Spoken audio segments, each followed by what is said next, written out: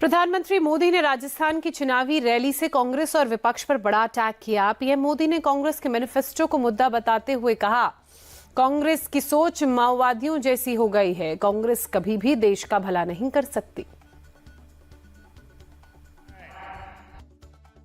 कांग्रेस ने अपने मैनिफेस्टो में जो कहा है वो चिंताजनक है, गंभीर है और ये माओवाद की सोच को धरती पर उतारने की उनकी कोशिश है। उन्होंने कहा है कि अगर कांग्रेस की सरकार बनेगी और जो संपत्ति है ये सबको समान रूप से वितरित कर दी जाएगी। क्या ये आपको मंजूर है? क्या आपकी संपत्ति सरकार को हड़पने का अधिकार है? क्या आपकी संपत्ति को, आपने मेहनत करके कमाई हुई संपत्ति को सरकार को ऐंठने का अधिकार है? क्या उस संपत्ति को मेरी माताओं बहनों की जिंदगी में सोना वो सिर्फ शो करने के लिए नहीं होता है, उसके स्वाभिमान से जुड़ा हुआ है।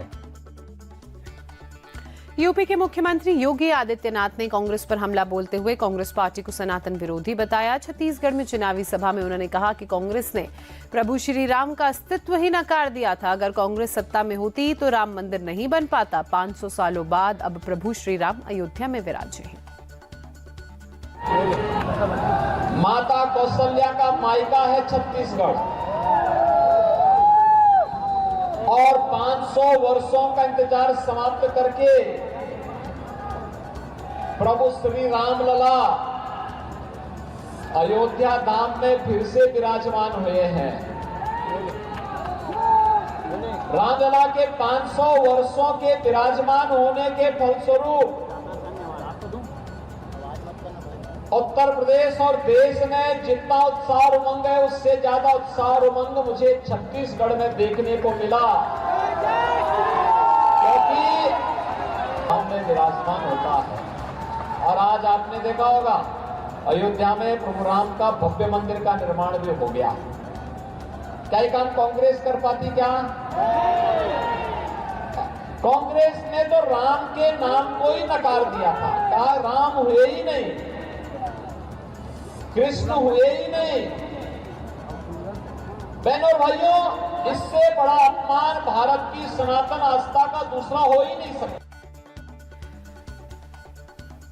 देश भर में लोकसभा चुनावों को लेकर चुनावी माहौल लगातार बना हुआ है और इसी बीच तेजस्वी यादव विपक्षी नेताओं के साथ कंधे से कंधा मिलाने रांची पहुंचे। एयरपोर्ट से ही उन्होंने बीजेपी पर हमला करना शुरू कर दिया और भाजपा हटाओ देश बचाओ का नारा बुलंद किया। तेजस्वी यादव ने कहा, कल्पना सोरेन के साथ पूरा इंडी अलायंस एकजुट है। भाजपा को भगाओ, देश बचाओ। भाजपा को बचाओ, भगाओ, देश का लोकतंत्र बचाओ। भाजपा भगाओ, देश का संविधान बचाओ। यही असल मुद्दा जो है बोल रहे सर कि भाजपा का जुटान हो रहा है सर आज चुनाव रैली में। आज हम लोग को निमंत्रण मिला है। बहन कल्पना सोरेन जी का फोन आया था, तो हम लोग पूरी मजबूती के साथ पूरा इंडिया अलायंस एकजुट है।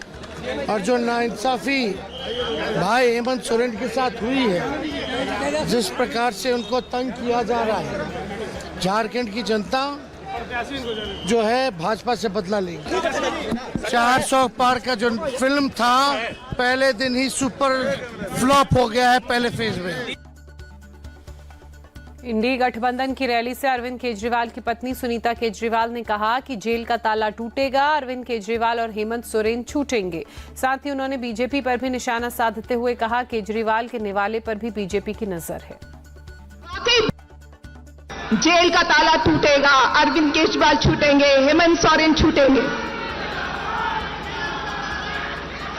कई लोगों ने कहा कि राजनीति बहुत गंदी चीज है। वाकई बहुत गंदी चीज है। देखिए अभी उनके खाने पे कैमरा लगाया हुआ है, कैमरा एक एक निवाले पे उनकी नजर रखी है। कितनी शर्म की बात है। शुगर के मरीज हैं, 12 साल से इंसुलिन ले रहे हैं, 50 यूनिट हर रोज लेते हैं, लेकिन जेल में इंसुलिन नहीं देंगे। मारना चाहते हैं ये लोग दिल्ली के मुख्यमंत्री को। रांची में विपक्ष की रैली से अखिलेश यादव ने भी बीजेपी पर बड़ा हमला बोला। अखिलेश यादव ने कई मुद्दों को लेकर बीजेपी को अपने टारगेट पर लिया।